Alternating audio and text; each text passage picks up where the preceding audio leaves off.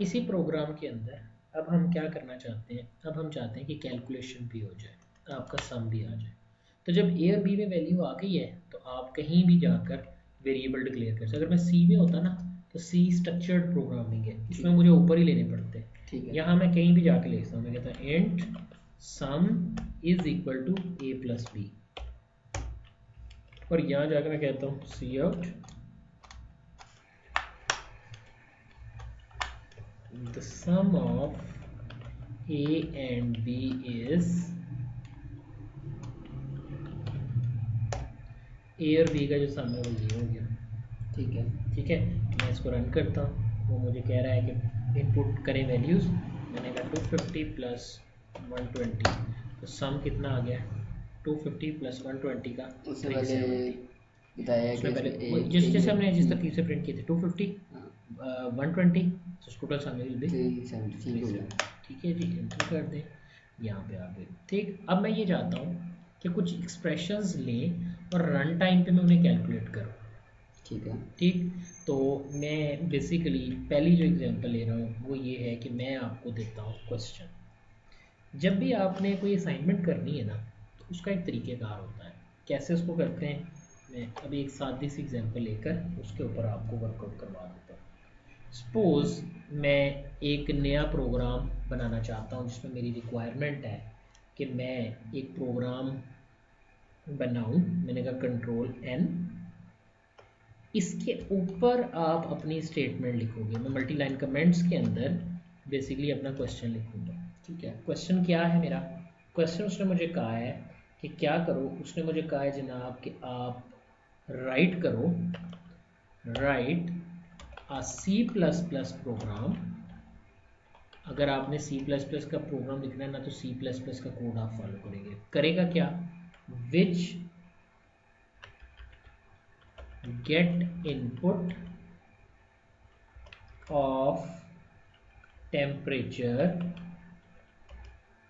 in Fahrenheit rate। ठीक है जी, और फिर क्या करें, convert it into centigrade, Celsius. Mostly Pakistan में हम सेल्सियस ही डील करते हैं। ठीक है जी, ये क्वेश्चन है। अब अगर मेरे पास ये एक्सप्रेशन है, याद रखना है हम एक्सप्रेशन डिस्कस कर चुके हैं, तो मुझे पहले पता होना चाहिए कोई ऐसा फार्मूला जो फॉरेनहाइट रेट को कन्वर्ट कर देगा किसके अंदर, सेल्सियस के अंदर, ठीक, या सेंटीग्रेड के अंदर। अब मैं यहाँ गया, मैंने कहा वो फार्मूला क्या है, तो मैंने कहा फार्मूला होता है C is equal to 5/9 multiply by F minus 32, ये मेरा फार्मूला है।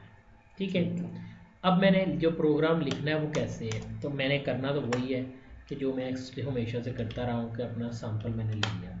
मैं इसको ख़त्म कर देता हूँ क्योंकि अभी मैंने आपको ये एक्सप्लेन नहीं किया। ठीक है जी, सादा सा मैंने प्रोग्राम बनाया और ये मैं कह रहा हूँ कि क्या C to F to C, F से C में लेके जाता है, ये मेरा प्रोग्राम है। ठीक, अब आपने खुद कुछ भी नहीं करना, प्रोग्राम को पढ़ते जाना है और इम्प्लीमेंट करते जाना है। देखिए कैसे, राइट अ C++ प्रोग्राम, इसमें कोई ऐसी बात नहीं है जो आपको बतानी है। Get which get input of temperature in Fahrenheit rate। मैंने कहा जी मुझे ये जो स्टेटमेंट लाइन है ना ये असली चाहिए।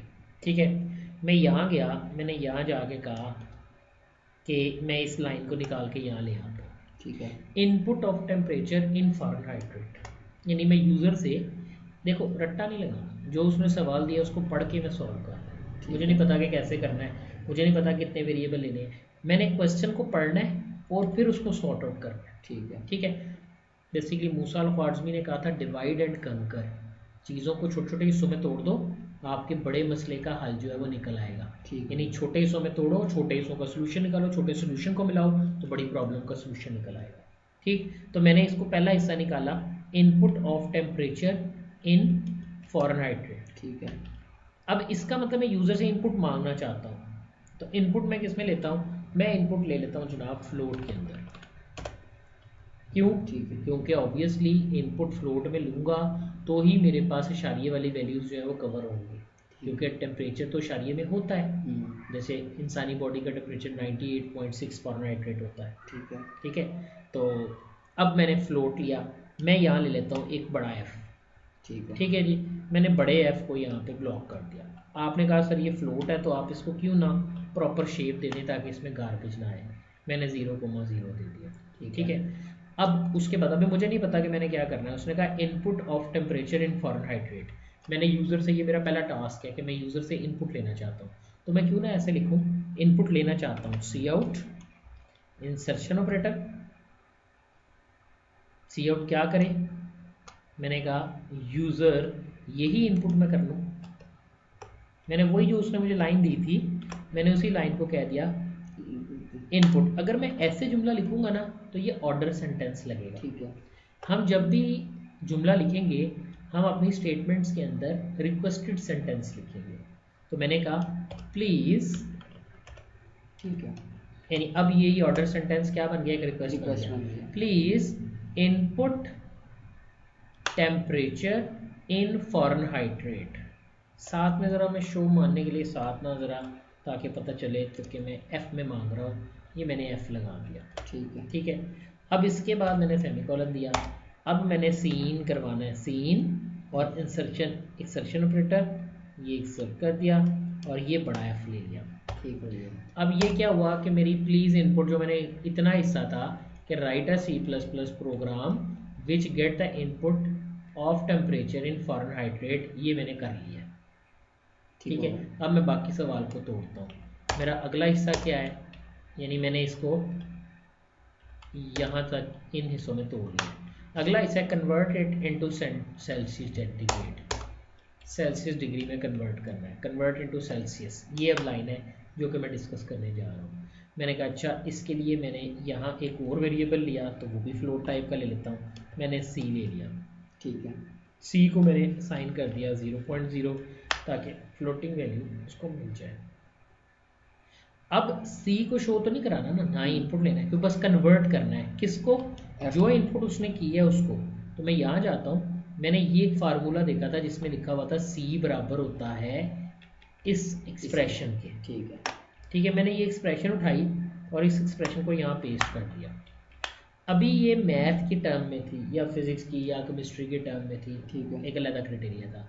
हम इसको एक्सप्रेशन देते हैं, हर एक्सप्रेशन पे आखिर पे सेमीकोलन आता है, मैंने सेमीकोलन लगा दिया। ठीक हो गया। एल वैल्यू है, सी डिक्लेयर्ड है, जी हाँ ऊपर डिक्लेयर है। ठीक है, मैंने कहा इक्वल 5.0 क्योंकि फ्लोटिंग वैल्यू है, डिवाइड करो इसे 9.0 पे। ठीक है। ठीक, ये मेरा कोई आंसर देगा। मैंने कहा पहले इसको क्यों ना सॉल्व कर लो। ठीक, फिर मैंने कहा जो भी आंसर आता है उसको मल्टीप्लाई करवाओ, जो भी आंसर आता है उसे मल्टीप्लाई कराओ किससे, आपने कह दिया f-32 से। ओके जी, हमने कहा ये मेरी वैल्यू आ गई, मैंने इसको एक्सप्रेशन बना रहा हूँ f-32, तो मैंने कैलकुलेट किया, मेरे पास सी में एक आंसर आ जाएगा। ठीक, अब मुझे क्या करना है, मुझे सेल्सियस डिग्री की वैल्यू प्रिंट करानी है। तो मैंने वहीं से स्टेटमेंट से अपना मैसेज उठाया, मैंने कहा सी आउट क्या सेल्सियस डिग्री ऑफ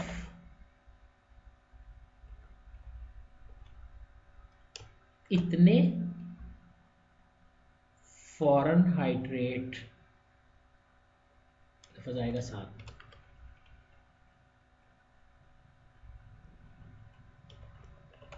इज कितने, सी में कैलकुलेट कर चुका हूँ डिग्री, बल्कि मैंने मैसेज दिया, मेरा मैसेज आएगा सेल्सियस डिग्री ऑफ इतने फ़ारेनहाइट रेट इज दिस, बस। और मैंने कहा जी आखिर पे जाके मैं एक हैंडल कर देता हूँ और अपना प्रोग्राम रन करता हूँ। समझ आ रही बात की, प्रोग्राम रन करते हैं। मैंने रन किया, कोई भी इनपुट मांग रहा है मैं एंटर करता हूँ, 98.6 मैंने एंटर किया तो उसने 37 डिग्री ह्यूमन नॉर्मल टेम्परेचर जो है मुझे रिटर्न कर दिया। ठीक है जी। तो आप कोई भी टेम्परेचर, अगर किसी को 100 हो गया है, बुखार हो गया जिसे कहते हैं, तो मैंने कह दिया जी उसको 101 बुखार है, तो उसका सेंटीग्रेड में आएगा 38.333। ठीक है। ठीक है। तो हमारा अब ये कह लो कि आपकी कैलकुलेशन मशीन हो गई है जो हमारी इस प्रॉब्लम को सॉल्व करती है और हमें आंसर जो है वो ये रिटर्न कर देती है। ठीक है जी। हमने एक पहला प्रोग्राम लिखा जिसमें हम फ़ारेनहाइट डालते थे और ये हम क्या करता था, उसको कन्वर्ट कर देता था सेंटीग्रेड के अंदर। अच्छा, अब क्वेश्चन आता है कि ये स्पेसिस देनी ज़रूरी है? कोई ज़रूरी नहीं है, आप ख़त्म भी कर सकते हो, लेकिन स्मूथ लगने के लिए हम इसको यहाँ पे यूज़ करते हैं। अब ये प्रॉपर रीडेबल है। ठीक है। अब ऐसे करते हैं, अब आपका काम ये है, जब C# का कोड देखता हूँ हाँ, तो वो मैं line by line by line बिल्कुल आपने इंटरनेट फाइल्स को तो इस तरह उसमें से काफ़ी एडजस्ट करना डिफिकल्टी भी होती है समझने में। वो इस तरह अलग अलग लिखोगे तो फिर क्वाइट ईजी होगा। ठीक है जी। अब ये था मैंने F2C बनाया है, आपने C2F बनाना है। C2F कि मैं C में इनपुट दूँ, वो मुझे F में रिटर्न करे। ठीक है। ठीक है। यानी वो अलग प्रोग्राम बनेगा, आपने इसी तरह एक और प्रोग्राम बनाना है, लेकिन मैं C में इनपुट दूँ यानी 37 लिखूँ तो वो मुझे 98.6 आंसर कर दे। ठीक है। ठीक है। अब एक और प्रोग्राम देखते हैं, मैं वॉल्यूम काउंट करना चाहता हूँ। मेरे पास सवाल है, मैं फिर वही तरीका यूज़ करता हूँ। मैं इतना हिस्सा कॉपी कर लेता हूँ और इधर यहाँ पे इसको पेस्ट कर देता हूँ। मैंने कहा जी write a C++ program to compute and print the volume value of cylinder when its radius r and height h are given using C in volume। ये मेरा फार्मूला है। ठीक है।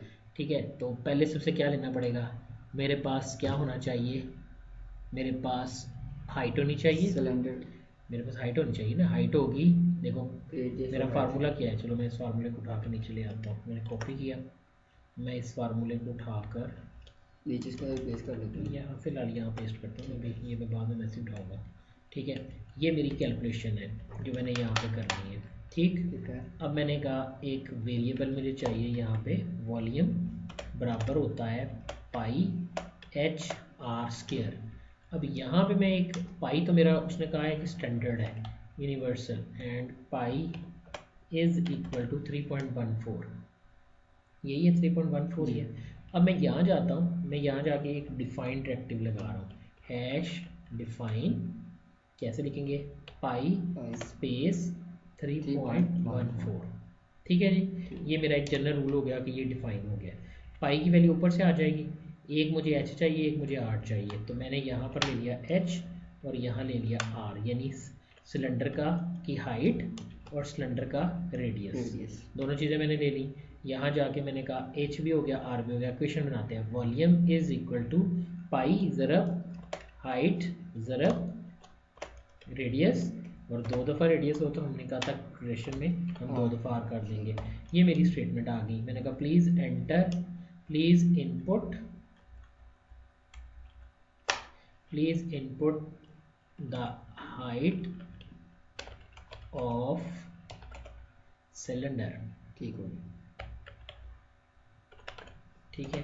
और ये मैंने लेनी है h में, ठीक, और यहाँ मैंने इनपुट लेनी है h में। अब ये मेरी पहली इनपुट आ गई। ठीक है। मैं यहाँ जाके कहता हूँ अब मुझे दो इनपुट लेनी है, तो जब मुझे दो इनपुट लेनी है तो मुझे एक और चीज़ कॉपी पेस्ट करनी है, please input the radius RDIOUS। ठीक है जी, radius of RDIUS, radius of cylinder वो क्या है, R, तो मैंने यहाँ जाके कह दिया R। ठीक है जी। अब एक H है, एक R है। ठीक, हम रिजल्ट जनरेट करते हैं। अब ये जो कैलकुलेशन है ना, ये तो मुझे बाद में करनी है, तो मैंने इसको यहाँ से उठाकर जब इनपुट ली फिर ये कैलकुलेशन हो और फिर मेरा आंसर आ जाए, तो मैं इधर ले जाता हूँ। मैंने कहा हाइट और रेडियस को मैंने मल्टीप्लाई किया, मेरे पास मैंने यहाँ जा कह दिया अब मुझे वॉल्यूम निकालना है। ठीक है। मैंने कहा वॉल्यूम, मैसेज अपनी मर्जी को प्रिंट कराते हैं,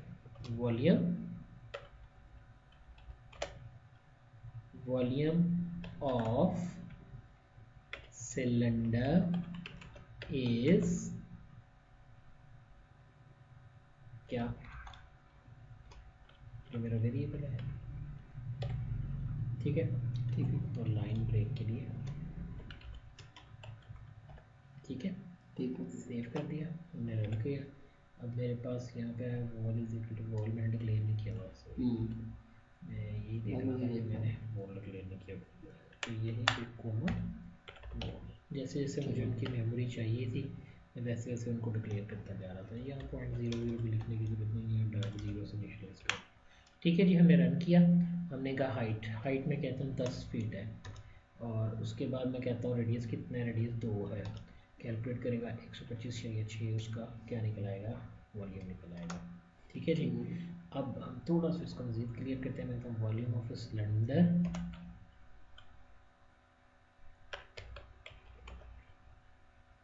हाइट इज ठीक हो गया this which height is h, height आ गई, ये हाइट वाला variable, height cylinder which height is then and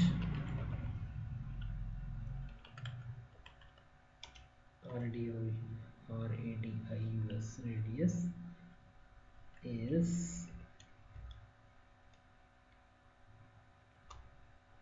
मैंने रेडियस देना है, और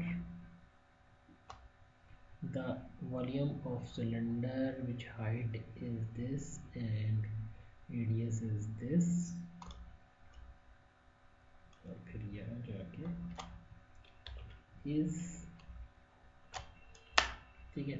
जब मैं रन करता हूँ यहाँ स्पेस आ जाएगी, और ये रन करके देखते हैं।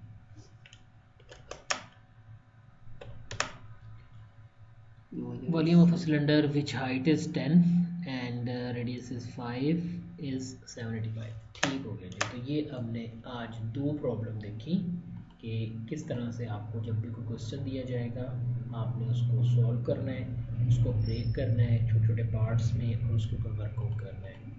बेसिकली अगर इन्हीं चीज़ों को मैं किसी भी शेप के अंदर शो करूँगा तो वो मेरा कहलाएगा कि मैं बेसिकली फ्लो चार्ट बना रहा हूँ।